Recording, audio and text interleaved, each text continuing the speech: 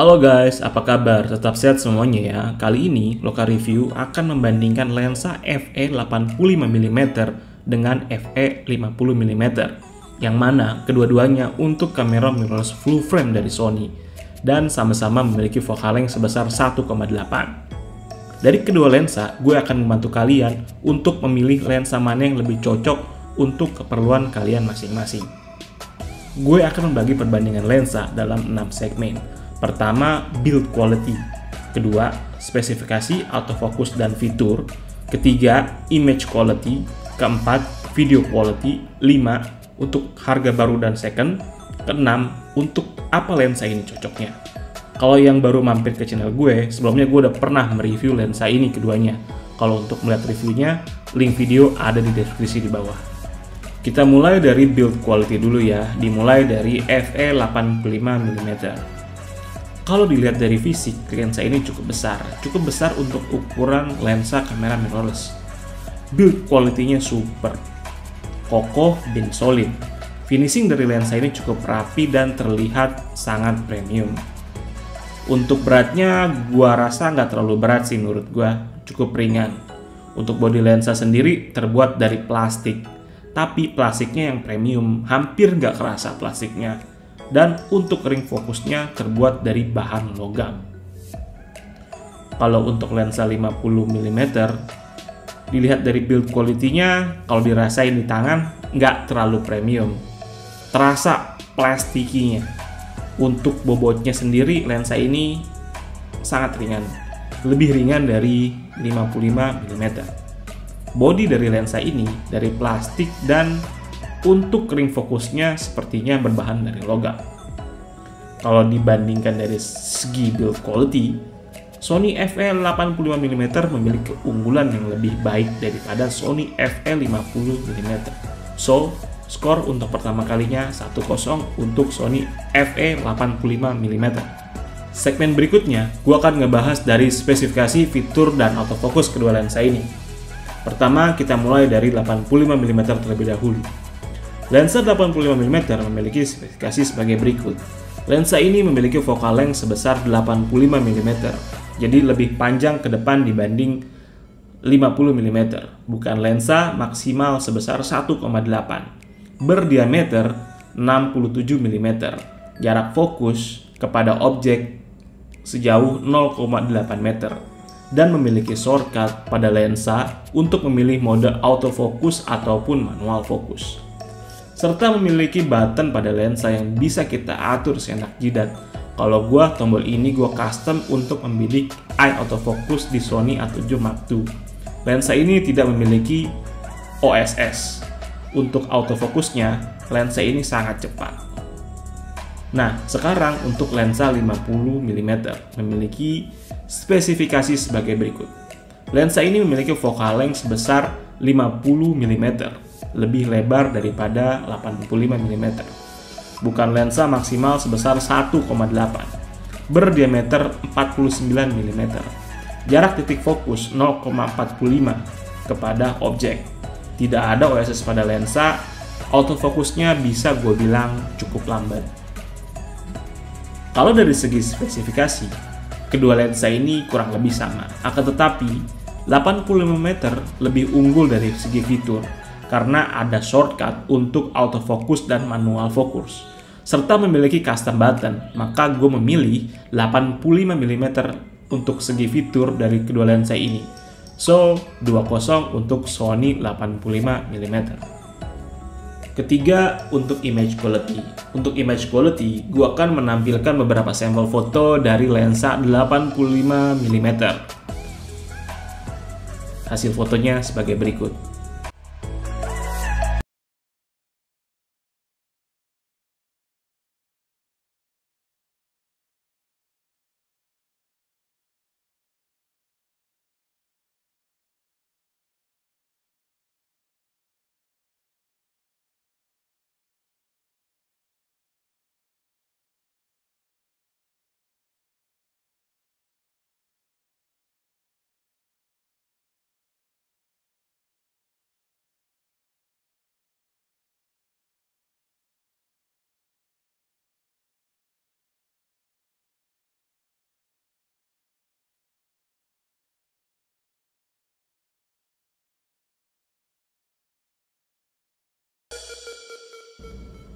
Dan untuk sampel foto dari FE50 akan seperti ini.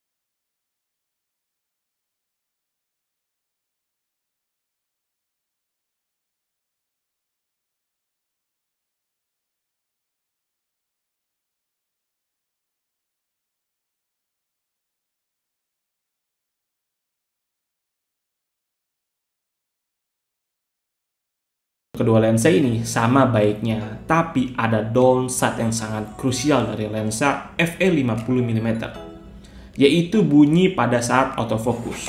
Bunyi dari motor fokus kerap masuk ke dalam video. Suaranya sangat terdengar, ini sangat mengganggu jika digunakan untuk video works.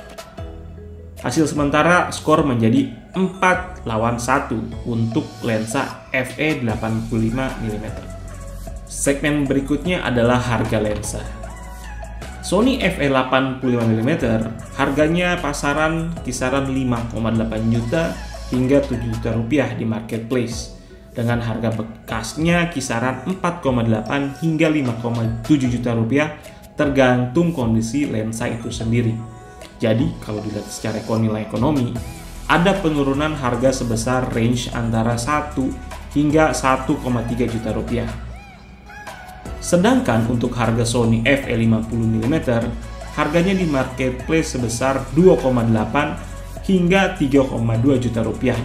Sedangkan harga bekasnya 2,3 juta hingga 2,6 juta rupiah tergantung dari kondisi lensa itu sendiri. Kalau dihitung secara nilai ekonomi, ada penurunan harga sebesar 500 hingga 600 ribu rupiah. Dari sisi price and value serta harga jual bekasnya, Sony FE50 unggul dalam hal ini. Skor menjadi 4-2 untuk Sony FE85mm. Tadi udah ngebahas dari segi build quality hingga harga lensa. Sekarang poin yang paling penting dari kedua lensa ini, cocoknya untuk buat apa? Kalau menurut gue pribadi, dengan perspektif selama pemakaian lensa ini, gue dapat mengambil beberapa poin dari kedua lensa ini. Pertama, lensa FE85mm sangat cocok untuk portrait dan single model, baik untuk low light karena merupakan bukan lebar. Untuk video works bisa digunakan dengan baik karena AF-nya silent dan cepat. Bagi yang suka foto candid, lensa ini cukup baik karena bisa mengambil gerakan atau gambar dari jarak jauh. Untuk foto close up sangat cocok karena lensa ini sangat tajam, lebih tajam daripada Sony FE50mm. Lensa FE50mm sangat cocok untuk foto grup, baik untuk low light karena bukan lebar. Untuk video works kurang cocok karena AF-nya lambat dan berisik.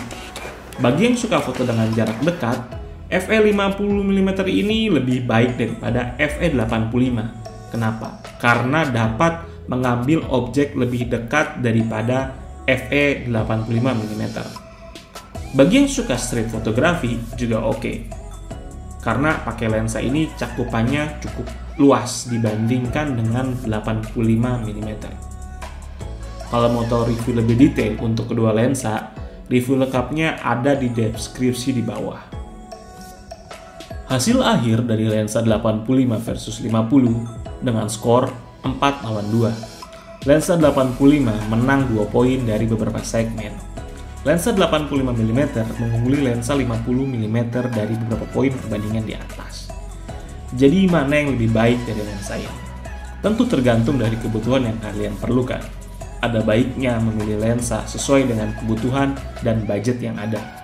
Jika dirasa kurang dari hasil lensanya, disitulah kreativitas akan muncul dengan memaksimalkan lensa yang ada. Sekian dulu perbandingan lensa FE85mm dan 50mm oleh Lokal Review.